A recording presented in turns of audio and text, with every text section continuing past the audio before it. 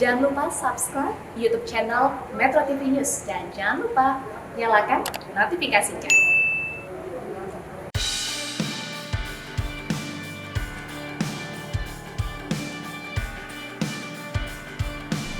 Seberapa kenalkah kita dengan negara tercinta ini? 17.500 pulau yang menghiasi Nusantara dengan beragam keindahan di dalamnya. Pernahkah dari kita memiliki kesempatan untuk berkunjung ke daerah-daerah terluar yang berbatasan dengan negara lain? Untuk melihat kehidupan masyarakat dan berbagai upaya pembangunan di tapal batas negeri. Bagi sebagian orang, mungkin ini adalah perjalanan yang sia-sia. Tapi tidak menurut saya. Perjalanan ini adalah bagian dari pengalaman hidup saya dan tim Bakti untuk Negeri Ekspedisi Miangas dalam melihat dan merasakan kehadiran sinyal telekomunikasi dan internet bagi masyarakat di tapal batas yang jauh dari hingar-bingar ibu kota. Saya, Aris Setia, saya seorang jurnalis. Kami adalah tim Bakti untuk Negeri Ekspedisi Miangas. Setelah 14 jam perjalanan menggunakan kapal motor Barcelona 2 dari Manado, kami pun tiba di tujuan awal yaitu Kabupaten Kepulauan Talaut, sebuah kabupaten yang berada di utara Pulau Sulawesi dan berbatasan langsung dengan dua negara yaitu Filipina dan Republik Palau. Usaha untuk menghadirkan sinyal telekomunikasi dan internet bagi masyarakat kepulauan tidaklah mudah. Ada 17 pulau yang terpisah oleh lautan dengan jarak yang tidaklah dekat.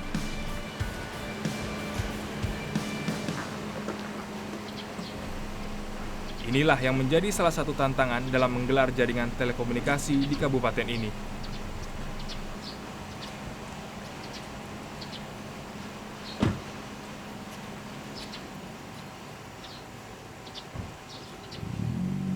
Pak Royke, ini saya pertama kali nih Pak ke Kepulauan Talaut, ke Sulawesi Utara. Pertama kali sampai di Melongowane ini, ibu kota dari Kepulauan Talaut, saya penasaran bagaimana sebenarnya kondisi sinyal internet di Kepulauan Talaut ini seperti apa kondisinya, Pak? Mungkin bisa dijelaskan. Kondisi signal di Talaut sebenarnya sudah mulai membaik, tapi terkadang adanya gangguan disebabkan oleh alam, dan kemudian jumlah pengguna yang masyarakat yang menggunakan HP itu sudah cukup banyak. Upaya kami agar bandwidth ini dinaikkan sehingga tidak lagi lambat loading. Berapa Pak bandwidth yang ada untuk sekarang? 42 bps. Itu dibahagi dari tembak ke Kalongan dibahagi ke Beo, Esang Selatan, kemudian dari Melong ke Lirung ke Kalongan, terus ke Pulau paling timur sebelah.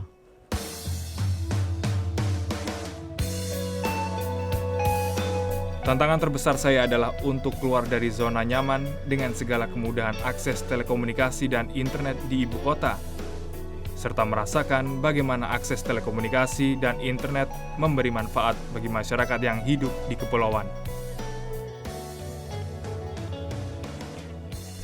Bagi masyarakat kepulauan dan perbatasan, telekomunikasi memiliki peran yang sangat strategis dalam menjaga kedaulatan, membuka keterisolasian, dan memperkokoh NKRI sebagai negara kepulauan.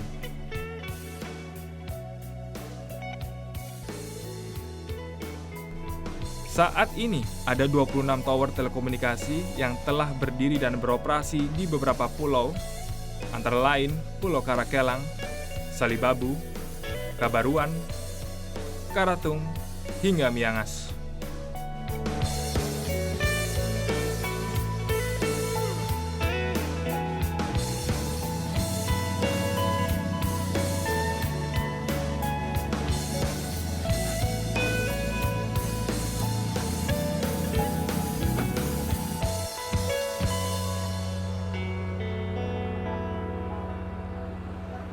Hari ini 19 Oktober 2020, tepat pukul setengah 4 pagi waktu Indonesia Tengah, saya akan bertolak menuju salah satu pulau terluar di bagian Indonesia Utara, yaitu Pulau Miangas.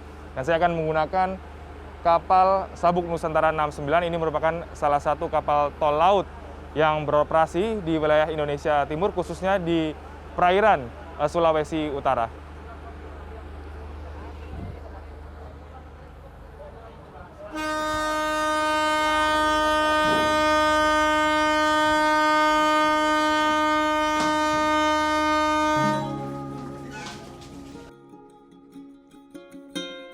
Angkutan laut perintis menjadi moda transportasi yang sangat diandalkan oleh masyarakat kepulauan terpencil, terluar, dan terdepan.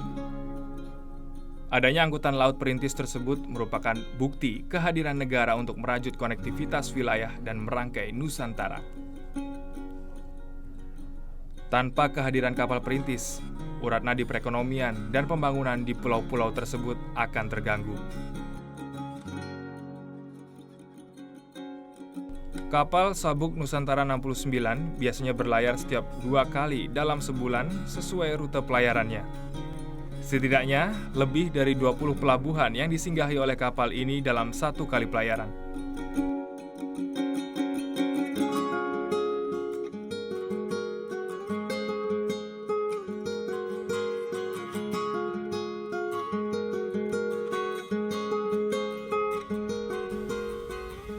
Ombak yang tak henti-hentinya menerjang kapal membuat kami harus cepat beradaptasi agar tidak tumbang selama perjalanan. Terutama bagi kami yang tidak terbiasa dengan perjalanan di atas lautan lepas.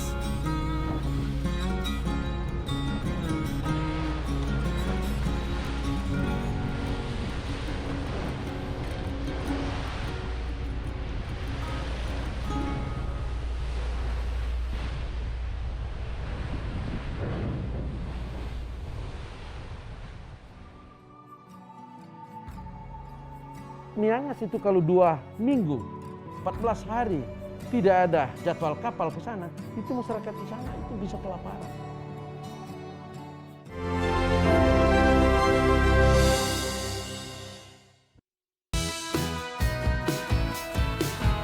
Bertemu dan bercengkrama dengan para penumpang yang berasal dari beberapa pulau menjadi hiburan tersendiri selama perjalanan. Saya melihat banyak sekali para penumpang yang menggunakan telepon genggamnya untuk menginformasikan keadaan mereka di atas kapal kepada keluarga mereka. Ternyata sinyal telekomunikasi masih bisa kita peroleh selama perjalanan. Mantap, bro!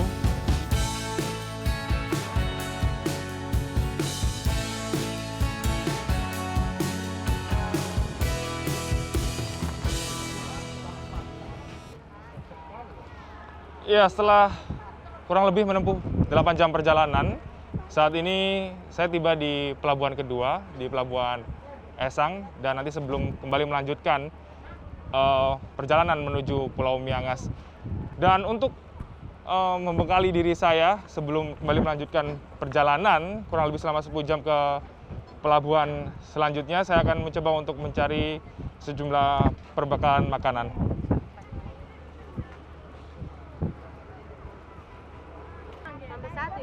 Satu. Boleh saya foto ya?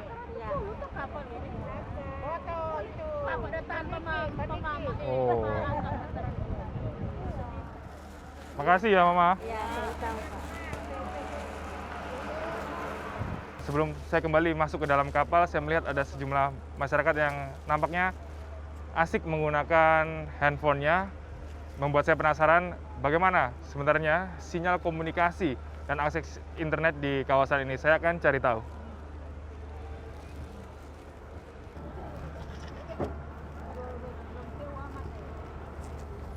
Sinyal HP lancar nggak? Iya, Bang. Lancar ya? Oke. Kalau akses internet? Tapi kalau kendala sinyal sering nggak sih terjadi di sini?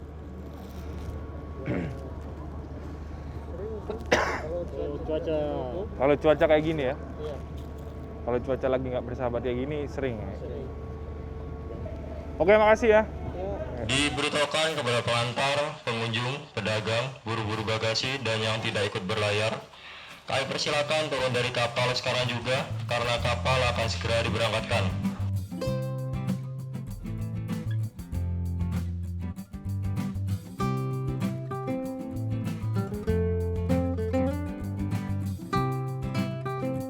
Ombak dan angin di luar sana begitu kencang, membuat kondisi badan saya agak sedikit terasa mual. Mungkin tidur menjadi pilihan yang terbaik. Banyak ranjang yang sudah kosong karena memang sejumlah penumpang atau mayoritas penumpang sudah turun di beberapa pelabuhan sebelumnya. Dan beginilah kondisi ranjang yang tersedia. Dan ukurannya memang agak sedikit lebih kecil dari ukuran tubuh saya. Tapi nggak apa-apa, saya akan coba untuk menikmatinya.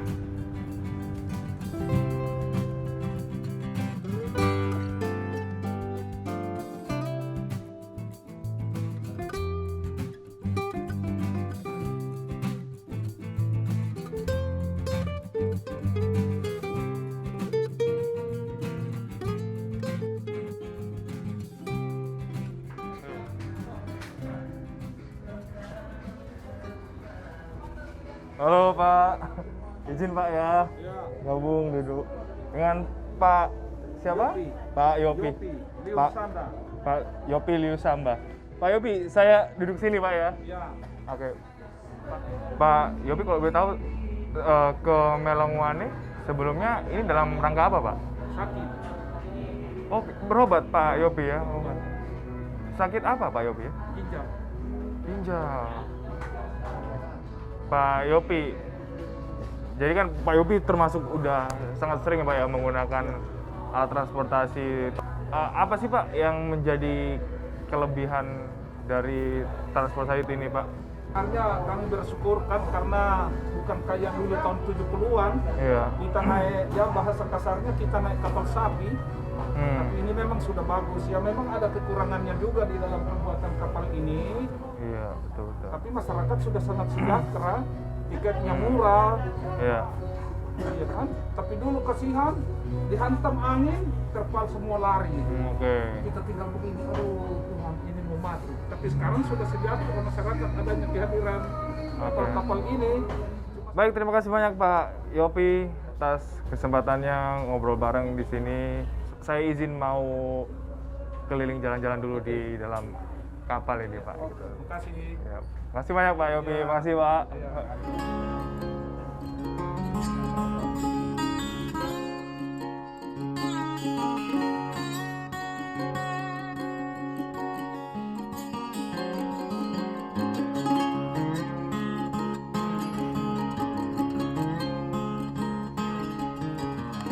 Selamat siang Kapten. Selamat siang. Iya. Saya boleh ngobrol-ngobrol sebentar nggak sama Kapten ini? Boleh. Belum Nyangas tentunya dan juga Iya. KM Sabung Nusantara 69 ini. Oke, Kapten melihat program pemerintah untuk menghubungkan Nusantara yang mempermudah akses transportasi antar pulau-pulau Nusantara ini. Wah, ini terutama ya untuk masyarakat kepulauan ini sangat menguntungkan. Yang jelas 9 bahan pokok itu harga sudah bisa sama ya dengan Sulawesi Utara, dan kami juga mengangkut hasil bumi karena di Talaut dan Sangihe ini untuk kopra, untuk cengkeh sama pala itu hasil utamanya masyarakat sini. Jadi dengan adanya tol laut ini sangat terbantu mereka untuk pemasaran ya, terutama di Sulawesi Utara. Jadi mereka bisa mengangkut langsung, terus mungkin sudah lihat daftar harga tiket ya. Itu dari Bitung, kita kembali ke Bitung, itu hanya 58.000. Untuk dari Jakarta ke Bekasi aja, tiket busnya mungkin lebih mahal daripada kapal tol laut ini. Jadi sangat membantu sekali bagi masyarakat.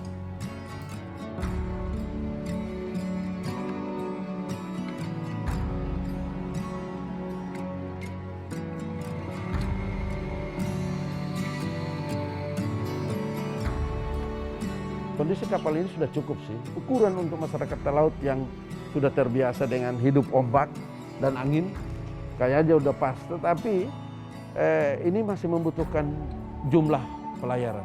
Miangas itu kalau 2 minggu, 14 hari tidak ada jadwal kapal ke sana, itu masyarakat di sana itu bisa kelaparan. Ya, karena kondisi alamnya di sana, bercocok tanam masyarakat di sana tidak bisa karena lahannya kecil. Sementara penduduknya agak banyak, di atas 1.000 orang.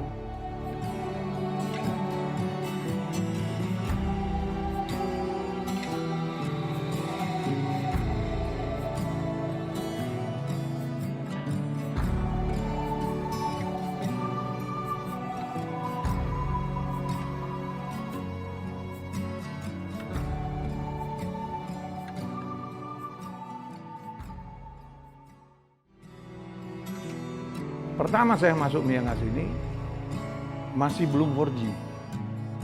Nah, begitu dengar berita, sekarang udah mulai 4G nih kayaknya.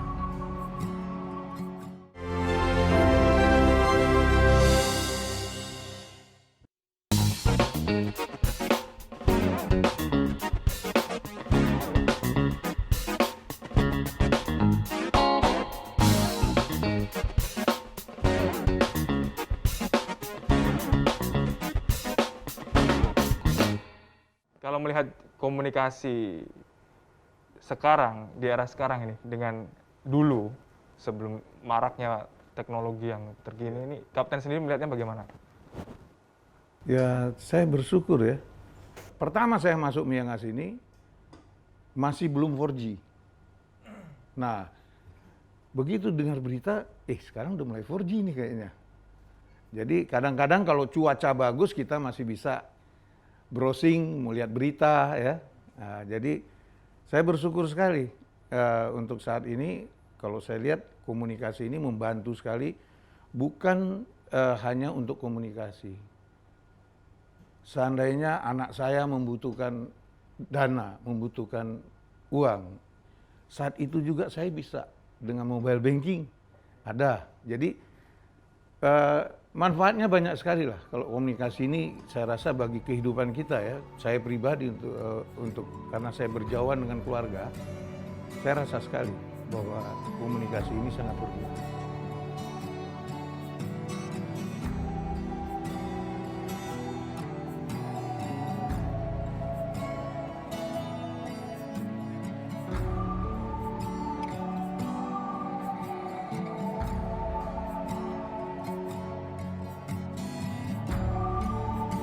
Saya juga perlu tahu, Pak, sudah berapa banyak ini, Pak, infrastruktur jaringan internet ini yang sudah terpasang di Kepulauan Talaut ini, Pak?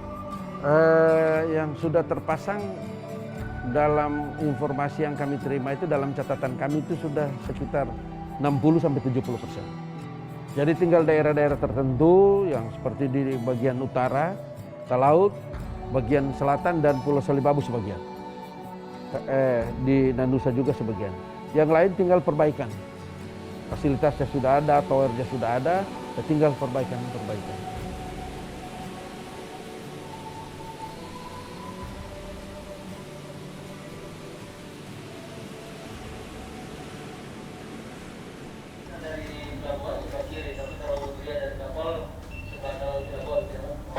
Oke, di Perahu kuning ya? perahu warna kuning kan ya?